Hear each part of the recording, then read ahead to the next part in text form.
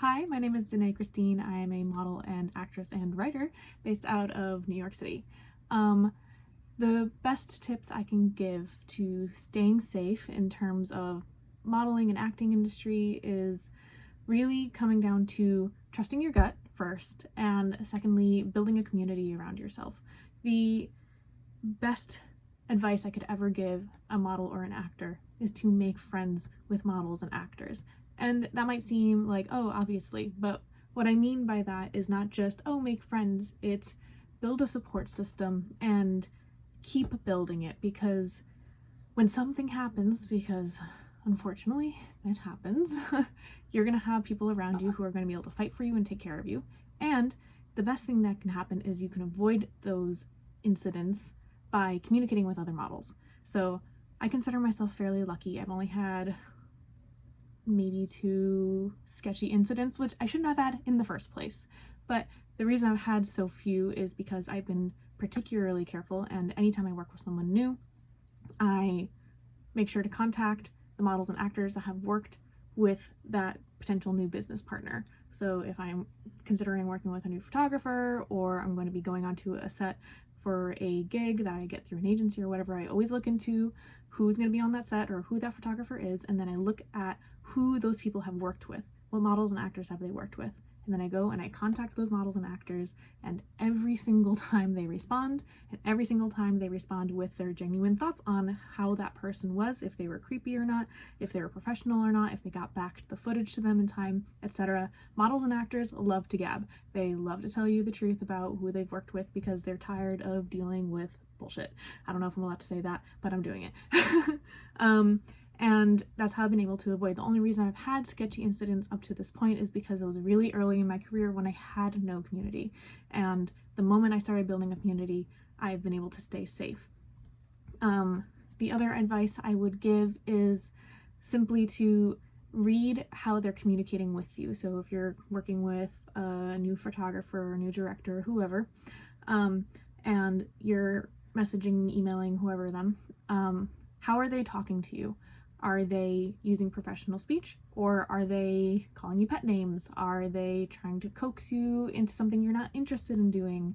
Are they sending you inappropriate emojis? Like, feel how they're talking to you, because if you're in a professional situation, they should be talking to you professionally. Now, this is not a perfect vetting process, but it has gotten me out of several situations with creepy people, and it's also made me go, hey, I don't like this person, I don't like how they vibe, and I will send that person's profile and their email to all of my friends, all my model and actor friends, and they'll know to avoid them. It really comes down to community. I cannot stress enough how important it is to make friends who are models and actors. I just can't.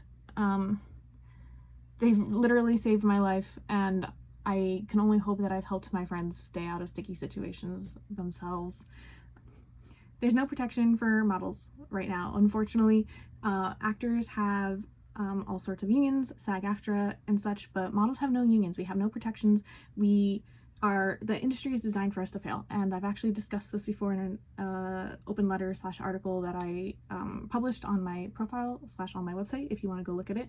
However, really, we have no insurance, we have no protection if something happens to us.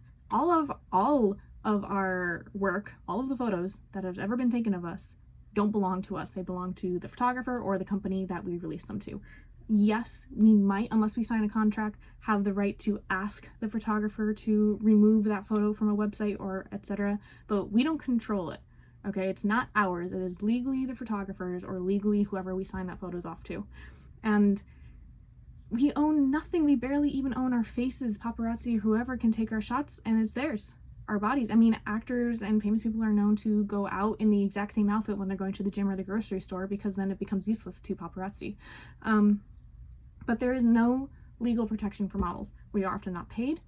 Literally. A lot of those runways you're watching during Fashion Week, those models are not getting paid. They go because they get the bragging rights, and the industry knows that models are desperate for work, and they'll go for the bragging rights. That way they can say that they walked for Louis Vuitton or they walked for Gucci or whoever, and hopefully that will, lift them up within the echelon of models. But oftentimes it doesn't. I mean, how many models can you count on your hand? I always do this. How many models can you count in your hand? I can count more than probably you because I work in this industry, but the average person, what, Tyra Banks? Gigi Hadid? That's it, probably, right? And models aren't publicly known, and thus we're invisible, right? You would never know that I would have existed, right? You would just think I'm a random girl walking down the street. You would never know I'm a model.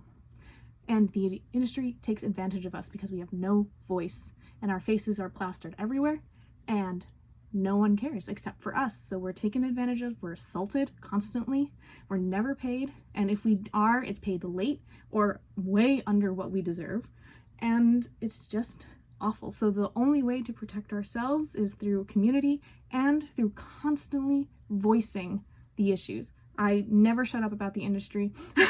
I'm always talking about the problems. I'm posting it constantly on my page, and I call out creeps, and I do whatever I can to bring awareness to the public and hopefully spark some thought in the public mind, and hopefully spark some debate so it can bring us legal protections. And that's just the best I can personally do, and hopefully if I grow larger in public notoriety, I'll have a little bit more strength in that voice. But right now, the best I can do is I can talk to you, and hopefully you listen, and I really appreciate if you do.